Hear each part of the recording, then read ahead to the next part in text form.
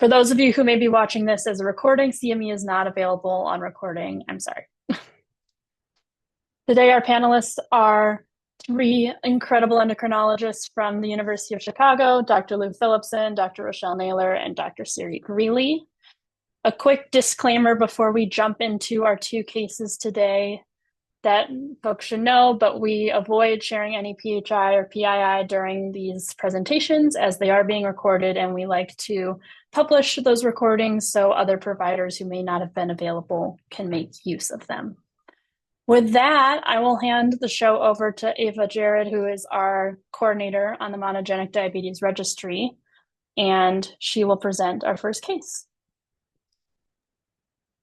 Hi, everyone. My name is Ava. As Emily said, I'm the clinical research coordinator, and I manage the uchicago Monogenic Diabetes Registry.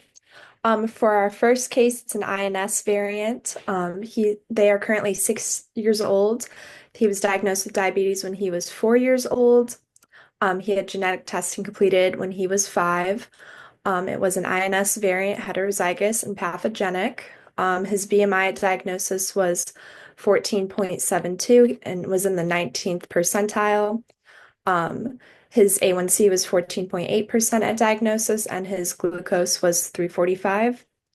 His most recent C-peptide results was 0.3, and he tested negative for the diabetes autoantibodies. His current medications, he takes 9 units of insulin Lispro and has an insulin pump. In the past, he has taken long-acting insulin. And then his current BMI is 16.12, and he's in the 70th percentile. Can go to the next slide. He's no other medical problems, and for his family history, both his mother and father tested negative for the same variant when they had genetic testing, and there's no other family history of diabetes. So the question for today's office hours is, what is the recurrence risk for patients with an INS variant? So this is a heterozygous variant. It's actually a pretty well-known variant, although it was not immediately recognized as a pathogenic variant when the discoveries of insulin gene mutations were originally made, but it was recognized later on, and it's found to be actually one of the most common of the insulin gene variants. But the short answer to the question of recurrence risk is simply that it is a heterozygous variant, and any patient who carries that will have a 50% chance of passing it on to any child. And so far as we know, the penetrance is extremely high for this variant. And so by inheriting the variant, any carrier person would be extremely likely to develop diabetes. One interesting point about this variant in particular, compared to most variants that cause neonatal diabetes, is that the age of onset is a little more variable, as you presented with this case, was diagnosed at 4 years old. So people might say, well, is that then really a cause of neonatal diabetes? And that's a good question to ask. We kind of lump this mutation in more with the permanent neonatal diabetes mutations. So now I'm calling it mutation again. I know we're trying to call them variants these days, but whether you call it pathogenic variant, mutation, this particular one we lump in with the earlier diagnosis because I think the oldest has been around 4 or 5 or 6 years old maybe, and does seem to lead to pretty significant insulin deficiency relatively quickly in life. Whereas there are very rare variants that cause a more MODY kind of picture with onset in adolescence or young adulthood, and where the course of the diabetes tends to be much more mild with prolonged, well-preserved insulin production. And I don't know if Lou wants to say a few words on the original insulin gene mutations. as being one of the main discoverers of that? Well, only because she walked into my clinic, but I think that we come from the University of Chicago where the basic structure of insulin was identified. So going back to the 1960s, the notion was that insulin in the beginning was the focus of at least two Nobel Prizes. One was the sequence of insulin, and that after the discovery of insulin, so that was probably the first Nobel Prize.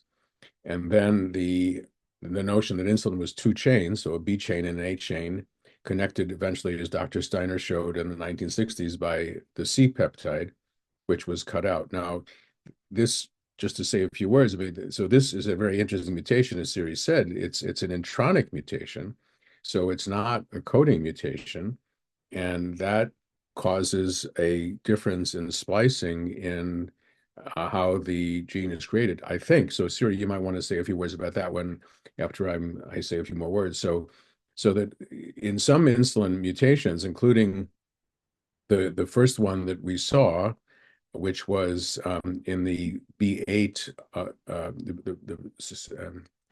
the residue in the eighth position of the B chain was the first real case of neonatal diabetes, permanent neonatal diabetes caused by an insulin gene mutation. So that was a coding mutation that changed a critical residue, causing probably misfolding during translation of the message, and so that insulin never got made completely, and then we imagine the insulin cells all died eventually. So it was equivalent to type 1 diabetes, but without autoimmunity.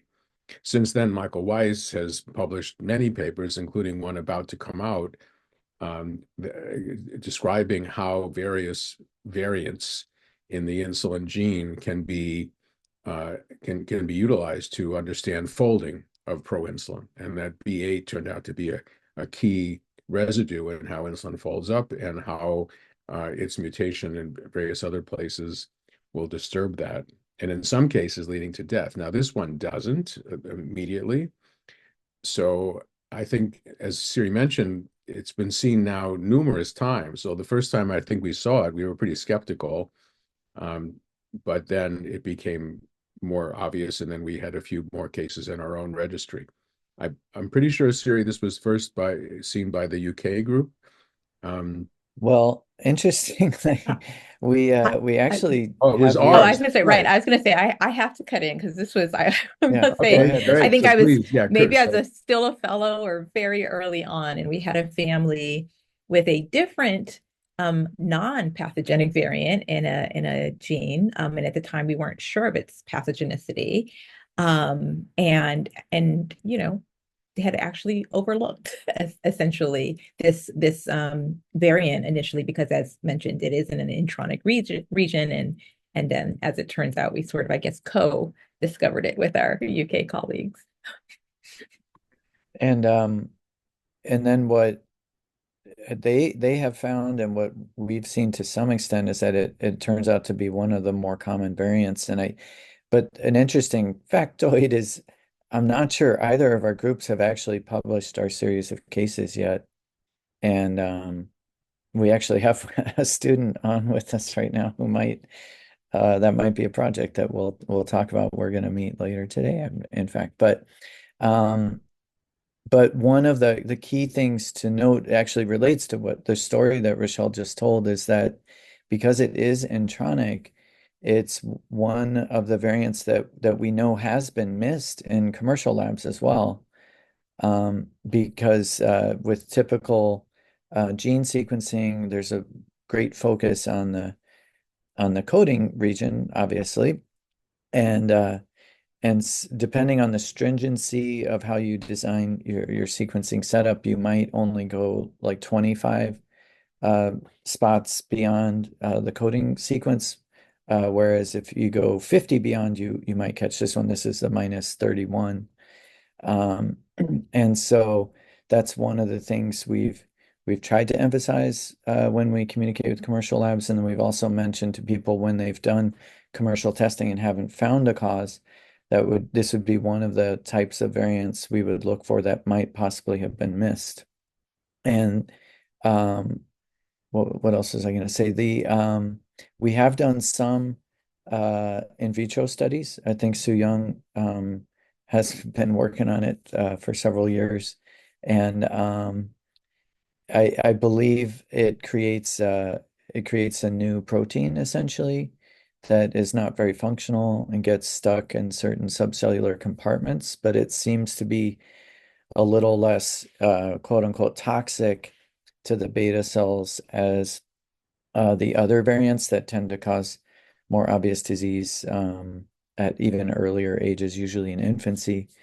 And so that's why we think it results in the different ages of onset, as I mentioned. And one of our, I think possibly our biggest pedigree, well, no, probably not our biggest. Our biggest pedigree is almost certainly the original family that Lou mentioned with the B8 mutation. But next to them, our next biggest family would be one that carries this variant. And so one of the questions that might come up is, I mean, I could wait if there's any questions. But one question you might ask is, what would be the most appropriate treatment? I think for this variant, similar to the ones that cause infancy onset or neonatal diabetes, resulting in significant insulin deficiency, I think insulin management with insulin is the most appropriate thing. Although these patients, the onset might be a little bit later, their disease course doesn't tend to be so mild, once they're diagnosed. And you notice in this case, the A1C at onset at 4 years of age was incredibly high, 14.8. That kind of tells you the extreme nature of the insulin deficiency. It tells you that it can be a little bit difficult to diagnose a kid who's 4 years old and may not communicate to you very much about how they're feeling, and might have lots of accidents. They might be in the middle of trying to potty train, and you might not think much about all of the urine that's getting everywhere. But it also is a little bit interesting because, usually a 4-year-old with type 1 diabetes, the A1C might not get quite so high because they would likely be presenting in DKA. I don't know, Ava, if we know if they presented in DKA, this patient, but a lot of times our patients with type 1 will present in DKA with A1Cs that aren't quite this high, which does make you wonder if there's a little bit of preserved insulin production protecting this kid from DKA. But in any case, severe insulin deficiency and insulin management would be appropriate. And so these cases with the pathogenic variants in insulin genes that happen early on like this will be pretty much clinically indistinguishable from type 1 diabetes, and can therefore be treated essentially the same way. Actually, I found, this is silly, but I found some slides that in a talk I gave some time ago that has exactly the discussion of this variant. So given we have a couple more minutes, why don't I try to show those? So I'm not sure. Let's see if I can share my screen. That may or may not work. Let's see. So if I share this one, and so I'm just going to show a couple of these. So Siri will remember the, if I can show this, see if we can. So of course, just to zoom out for a moment, this was the idea that when we first came across our first patient, that we had this sort of picture of the coding region and all of these things, and insulin is critically important for the beta cell, that there's a variable age of onset in some of them, but we can talk about that too. There's also a MODY form of very minor insulin gene mutations. So this was the first, I think, big paper with Julie Stoy as the lead author, and you can see lots of familiar names on the authorship list. This was the idea of what happened with the first family, where there was a mutation in that glycine at B8. But I'm going to skip through these figures, which show some of the coding region mutations. And I think Siri, this and Ro, this was the family. So the B pedigree was the one, I think. Let's see if we can continue.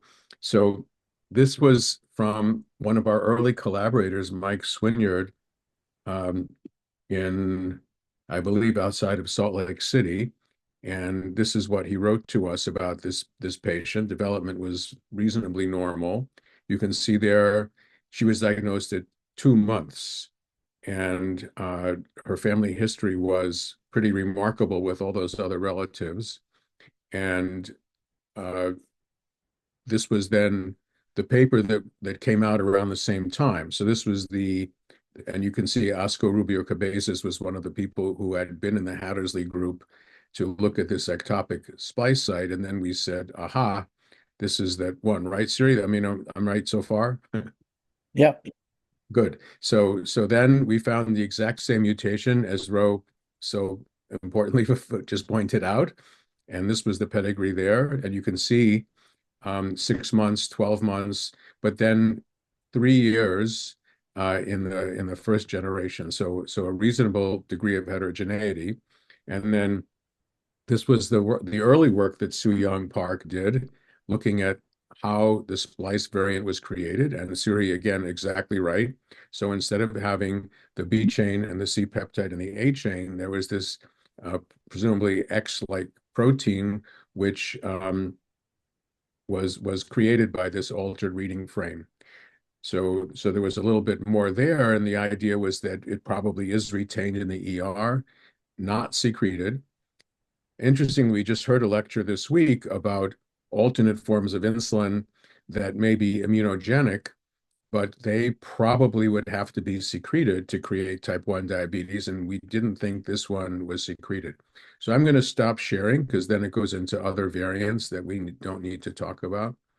And I just thought, though, that having those slides handy might be helpful. Yeah, that was really helpful, Lou. And just to be super clear, the Rochelle story with the extra group, we had kind of found the variant independently, as I recall, but the Spain group was the first to publish it, and it did come out similar, kind of close, but we weren't exactly rushing to get it published, and they came out with it, but we didn't find out from that publication, but whatever. But they had the same thing, but I think that it was later that it became clear that, as you said, that this was one of the more common variants, which was pretty surprising to us, that there's some sort of hotspot there. And again, to bring out the fact that there was a fair amount of variation in the age of onset. So it can be very confusing because these people would look like, the people who have the variant would look like type 1 diabetes, but without autoimmunity. And presumably, although I don't know that we've done this, in a comprehensive way, they would have a low T1D risk score, or at least not elevated for the most part, depending on luck of the draw. Yeah, and that actually raises a really good point that with a 4-year-old who develops diabetes with an incredibly high A1C and clearly needs insulin, I'm kind of amazed that they got this diagnosis, given especially there was no family history or anything else suggestive. And I'm guessing that the provider did so because of the child having negative autoantibodies. And what we see probably more commonly is kids like that who have negative autoantibodies and end up being negative on all the testing. Because we know there's a certain percentage of type 1 diabetes that will be antibody negative. But I think this is raises a good point that there are still times that you can have presentation around this age of a monogenic cause, and it's potentially worth considering sequencing. But I often will say that at 2 to 5 years old or so, it's it's almost always going to be type 1 diabetes. Um, so kudos to the provider in this case who got the result. And maybe one of you could speak about sort of the dramatic impact. I mean, as an adult endocrinologist, I'm still learning from you about what to think about in these children, but all the screening that we would do, things to look out for. I mean, so that changes the game dramatically. Yeah, that when I see the patients back every year, I kind of go to myself, huh, do I need to test thyroid? Well, no, I don't. And do I need to check for celiac? Well, no, not really. I mean, at some point, of course, you have to do the screening for complications with urine microalbumin and cholesterol and eye exams and all the rest of that. But for many years, you will have less that you have to do with those things. That's true. And I think what will become even more important in the not too distant future with the development of approaches like stem cells and things is understanding whether the diabetes that you have is truly autoimmune or not.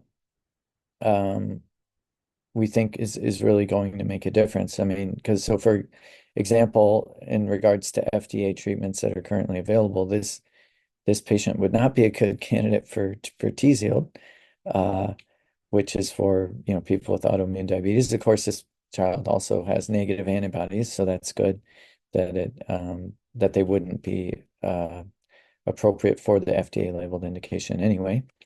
But as more potentially immunomodulatory therapies or approaches come to light, it's really good that this patient now knows that they don't have autoimmune diabetes and they may eventually benefit from approaches uh,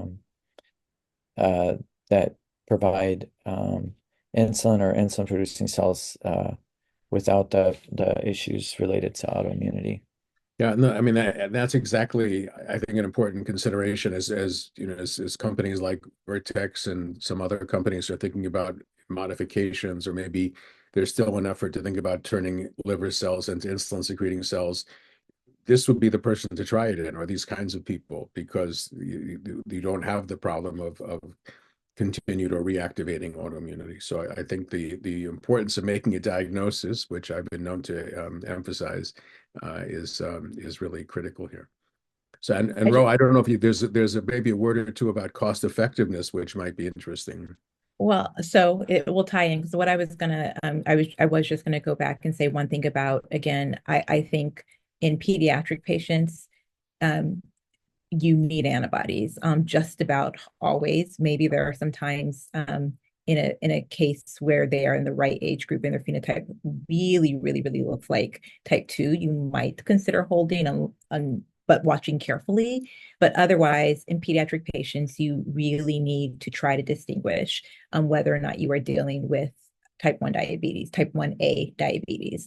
And I will say, while I expect some percentage of people to have diabetes, type 1A diabetes, or sort of what looks like classic type 1 and not have positive antibodies, I don't expect it at 4. So I will say that I think the younger they are, the more I'm expecting them to have autoantibodies. So that would be enough of a reason for me at this age to be like, let me double check this. But I would also just say, kind of, remain curious really across all ages. I just think in general, I want to kind of harp on that point of the importance of antibodies and remaining really suspicious that it's type 1, if they're negative. And then I think that while genetic testing costs still remain higher than they ought to, when you can change therapy, and over the long haul, particularly this child is 4, they are going to have less intensive care and just in terms of surveillance for the rest of their life. And so after a while, you do recoup your cost, right, from the genetic testing, even in this instance where it doesn't necessarily change the therapy that they're receiving. So I wanted to kind of highlight that point of it's really important. I mean, it's important for every person living with diabetes to be very, very mindful of classification, but just to, in particular, for children, really stay curious if you're calling them type 1 and they don't have antibodies.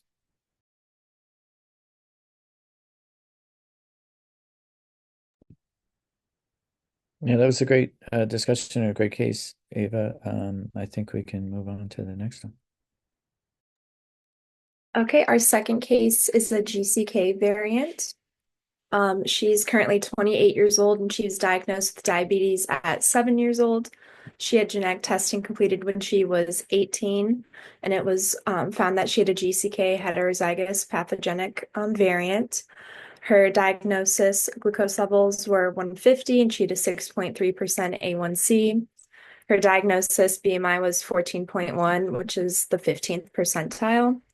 Her C-peptide was 1.1, and she did not indicate whether she has been tested for the diabetes autoantibodies.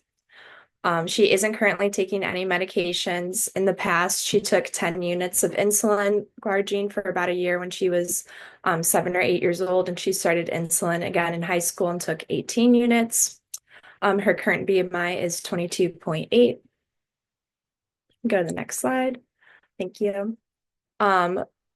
Besides diabetes, she also has anxiety, depression, and PTSD, astigmatism, and she indicated on the survey that she had either hypothyroidism or an underactive thyroid. She also has calcium-based kidney stones.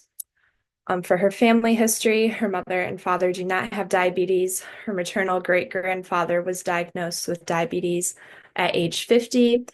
It was indicated on the survey that he was of average weight. Her maternal first cousin was diagnosed with type 1 at age 5. They take insulin. Her other maternal cousin was diagnosed with type 1 at age 9.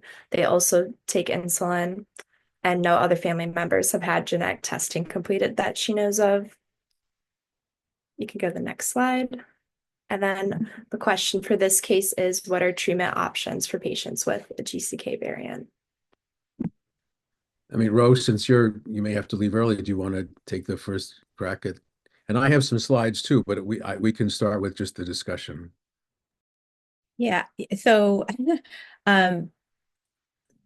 the party line and the usually correct line, right, is that people who have a heterozygous GCK variant do not need therapy. There, are numerous studies that show whether the initial misclassification was type 1 or type 2, that if you take away the insulin or you take away, at the time of the papers, there was all, otherwise oral hypoglycemic agents, and look at the A1C, you don't see a difference. And we have, you know, numerous examples of people who were, diligently monitoring their blood sugars, their insulin levels, wearing pumps, CGMs, all of these, really actually getting quite frustrated because of all of their effort. They would often not be able to get their A1C to budge from its sort of persistent 6.2, 6.3 existence. And it's because they had GCK MODY.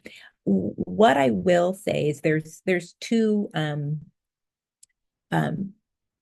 black boxes that need to be really explored. One is what happens in our modern society where there is a lot of sedentary lifestyle and a lot of, highly processed food, and our diets are different. And, a lot of people have overweight or obese status and insulin resistance. What do we do for those individuals? At what point does the hyperglycemia from GCK and the hyperglycemia related to overweight and obesity begin? And so that is something that really needs to be studied, and certainly one of the efforts of sort of our consortium efforts in monogenic diabetes. The other thing that is worth always noting and being quite respectful of is that people living with GCK, some individuals themselves really feel that they experience a difference in their blood sugar levels or how they feel, et cetera, when they're on therapy, that we really can't, at least objectively, quite find the data to support that feeling, but it's nevertheless, it's, you know, it's their own experience, and so it can't be discounted. And so I'm while I still stick with GCK in isolation doesn't need therapy, I think it's important that we still listen to participants living with GCK, or, you know, individuals living with GCK MODY, and try to work with what they're feeling is, and sort of help them as they may transition from really feeling like this therapy, particularly insulin, is what is keeping me alive, to processing a new and different diagnosis. Yeah, I think exactly right. I was thinking that I could show a few slides of our cases that, or at least one case that we have together, and let's see if that works. So,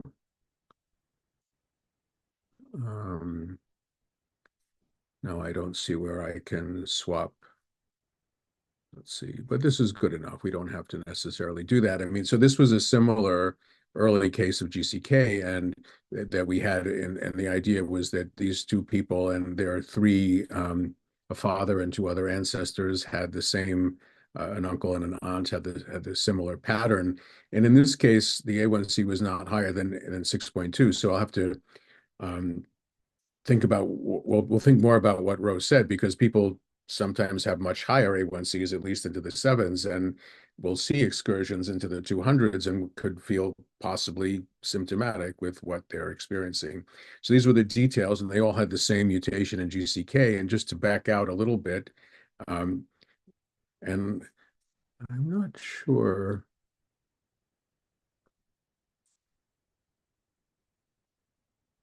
Does that, so which are you seeing now? We could see presenter Yep. or the regular presentation. We're good. Now it's regular presentation. Okay. So this was an early version based on a slide that Graham Bell and Ken Polanski prepared 23 or maybe 24 years ago, depending on when the paper was submitted. And the idea was that this was a model of the insulin secreting cell, and you see glucokinase is in the middle, but it's really on the left. So this is where GCK is trapping glucose inside not only the insulin secreting cell, but also liver cells and maybe the brain, which I think is extremely interesting. And this just gives you a sense of some of the glucokinase mutations that we've associated with MODY2. So on the left is just the straightforward sequence in very small letters. And on the right are only the coding mutations that were known maybe 5 or more years ago. So now there's many more. And interesting that they're segregated in certain places. There are hotspots, there are singletons. And then for reasons that aren't clear, there are variants at the very beginning and the very end of the molecule, which don't necessarily fold up into the active site. But most of the variants, when you do have three-dimensional folding, are in the active site somewhere in the middle here. The idea is glucokinase is like this butterfly pattern, and then glucose and ATP sit in the active site. When they do, then the wings close and a phosphate is transferred. And then you have this notion of actual data looking at glucose phosphorylation capacity with a wild type version of glucokinase, and in this case, two other variants, heterozygous. When they are heterozygous, they would cause MODY2. So you see a right shift in the glucose response, so that there's a change in the set point, basically, of where the average glucoses might be. And then homozygous glucokinase mutations can cause permanent neonatal diabetes. So those are the differences in the effectiveness of the enzyme, depending on the mutation and depending on whether or not they're homozygous for really devastating mutations. And this is what, Ro was really talking about. So this is one of our earlier patients who, when I show this slide a lot, we used to say he actually was a rocket scientist, but that's the only personal information I'll disclose. But he was interested in understanding that he didn't feel there was much difference in his personal use of insulin. So he'd been on an insulin pump, and then once we had the diagnosis, he stopped the insulin pump and gave us this data in the early days of continuous glucose monitoring. And what he showed us, you can see in 2015, was that there was essentially no change in his blood sugars with and without the insulin pump. The other thing to keep in mind, which we try to remind people, is that A1C rises in age, and this is a paper from the Hattersley group back some years ago, that over time, A1C rises regardless of whether or not you have diabetes or not. So these are people without diabetes versus people who do have GCK mutations. And by the time you're in your 70s and 80s, although there are not too many people in their 80s in this particular group, your A1C can easily be in the sevens. And even some people who are much younger can have A1Cs in the sevens, which in some of my patients really pisses them off, actually. So this was some of the messaging that we used at the time, that critically important to make a diagnosis, and then understanding what is the background. So there are two or three interesting points. One is that it's relatively common. So 1 in 1,000 people, not 1 in 1,000 people with diabetes, but 1 in 1,000 people have one of the GCK variants that leads to this MODY2 kind of syndrome.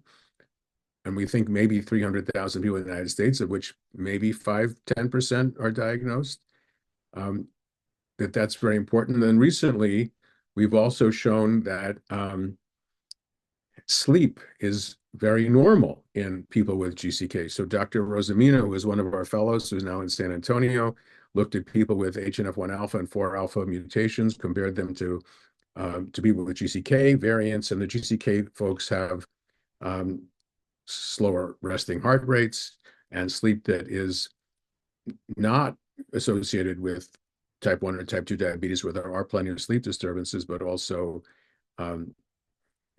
perhaps more like people who don't have diabetes at all. So we were very interested to know whether high blood sugar alone affected sleep, and that's one of the very interesting things about monogenic diabetes, is you can ask very specific questions about blood sugar regulation. So I wanted to mention those things, and then maybe give it back to Siri and Ro in terms of what happens in young people. I mean, so we worry about development, puberty, growth. I mean, what is our experience in seeing people grow up with the GCK variants? Well, I will say,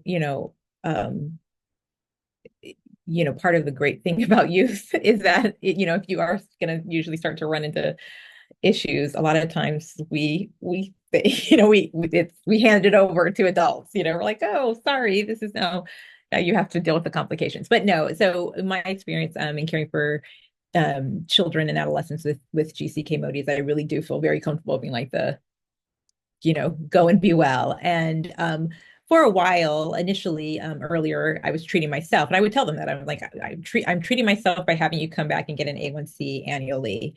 And then I sort of stopped doing that. I was like, there's not a reason to. So I remind people that there's nothing about having inherited or having a spontaneous, pathogenic GCK variant that's going to protect you from the genetics of type 1 diabetes. So if you come with rip-roaring symptoms of diabetes and A1Cs that don't make sense, or excuse me, blood sugars at home that don't make sense for GCK, don't ignore it. But aside from that, I have been able to, in youth, as long as I can get the parents on board, which is usually sometimes at least it used to be the bigger battle. I think more and more information has come out, so it's a little easier of kind of communicating this. There's more data that I can show them, more papers to let them review.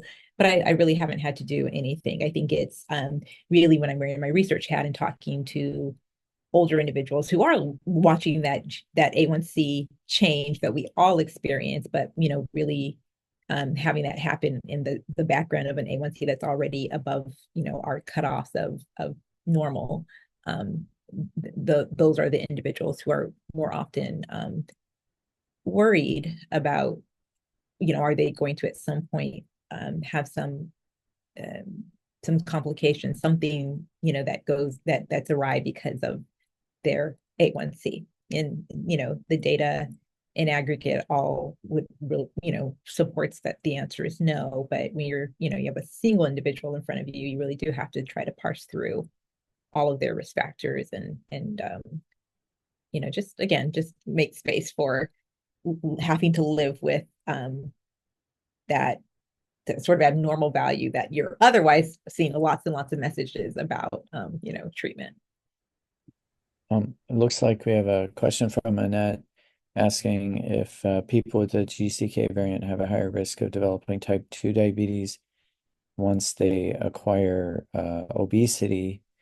And I can defer to Lou and Rochelle, but I think as Rochelle was just starting to say, or was saying about other kinds of diabetes, is you can develop both kinds of diabetes. And I do think that that particular scenario is probably the toughest one.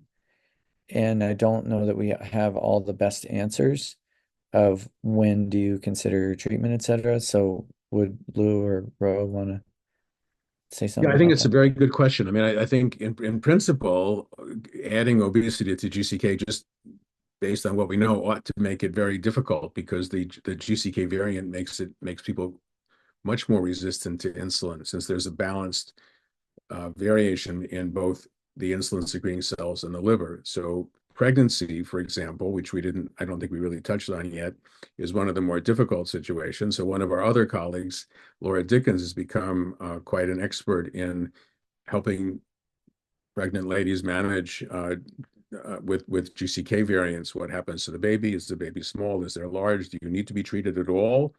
The Hattersley group has been very adamant that for the most part, you don't need to be treated. I don't think our maternal fetal folks are completely on board with not treating even minor elevated blood sugars. The problem is you need tons of insulin in relatively speaking to do that. And the same would hold true in people with GCK and obesity. Interestingly enough, our experience, and I think we've had some data actually to back this up. If we look at our GCK MODY2 people in our registry, they tend to have actually a lower BMI than normal. And when I talk to people for the first time with GCK variants, they tend to be a little bit more athletic. They tend to be a little bit taller. BMIs, they say closer to 23 or less. And many of them are athletes. It's very interesting. We have runners, we have other people who are amateur athletes. And so we don't have, I think, a great experience with obesity and GCK overlap. But when it happens, I think it will be, it is going to be more difficult. Now, there is one paper that came out last year, which sort of did the reverse of what we're talking about. They looked at a segment in the UK Biobank and in another database of people with diabetes who had been sequenced and so they diagnosed with type 2 diabetes, and they looked to see how many of them have various monogenic diabetes variants.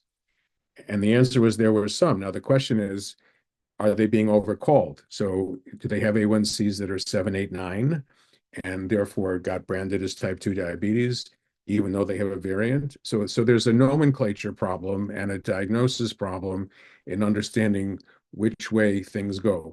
But the idea is that that just because you have any of the monogenic variants, it doesn't mean that you can't also have type 2 diabetes or obesity.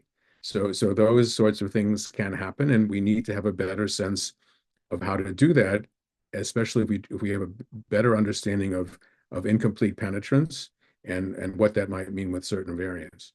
So I think we are still learning. Let's see, what does Tony say? That's right. So if you're very fit and you have high blood sugar, then everyone is scratching their heads. Like, why does this person? And that's, of course, my mantra is make a diagnosis. Don't assume that somebody has type 2 or type 1 if you haven't done the minimum sorts of tests, which would be some combination of antibodies and at a minimum, taking a family history. But I think those are all very important to understand as we talk about, what is the future of testing as more people come to their doctor's office and get genetic testing. It's also important, I suppose we could mention in the last couple of minutes here, that you need to do sequencing. A lot of people have come to us in the last few months, a handful, with something like 23andMe results. So for some outfit that's giving GWAS results and saying you have a SNP here or a SNP there that might be associated, but that's not how you do it. And for the most part, that's not going to work. And so I don't. So Ro and Siri, last words. My last words are that I actually have to hop off because I was sharing before that sometimes my kids' school goes, surprise, they're out early. And that's one of those days. So I just wanted to thank everyone for being here. And I always love these discussions. And I'll leave it in my Lou's and Siri's capable hands. So thanks, everybody.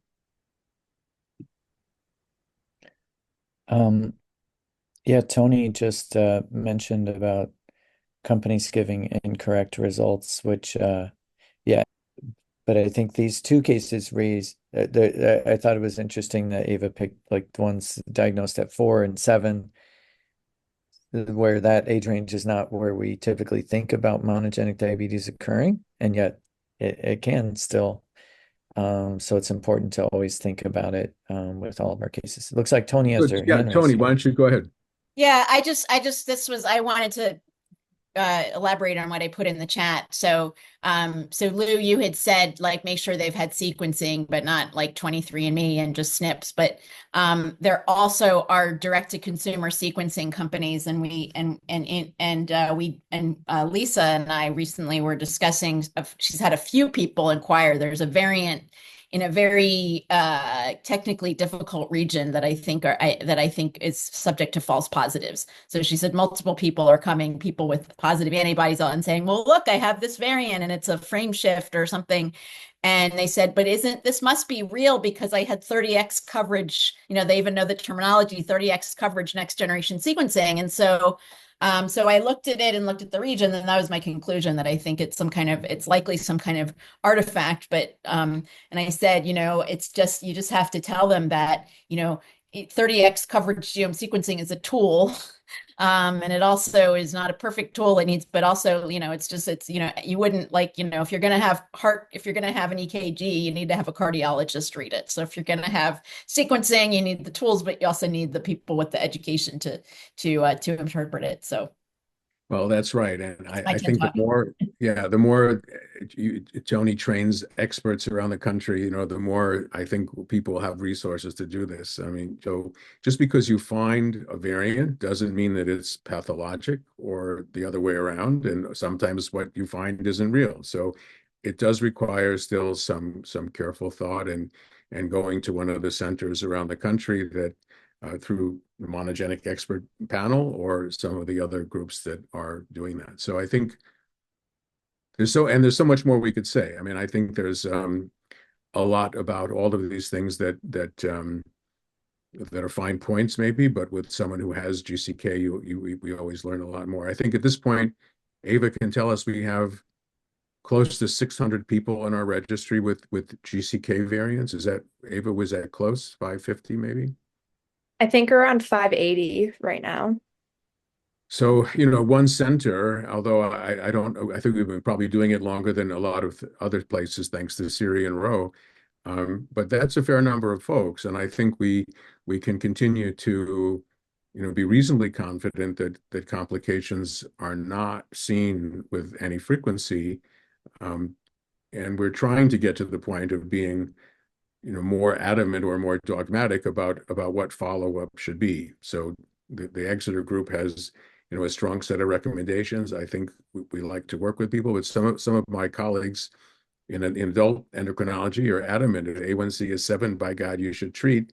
And we don't need no stinking data. So I think there's still some lessons to be learned. I think it's very important to try to follow these folks.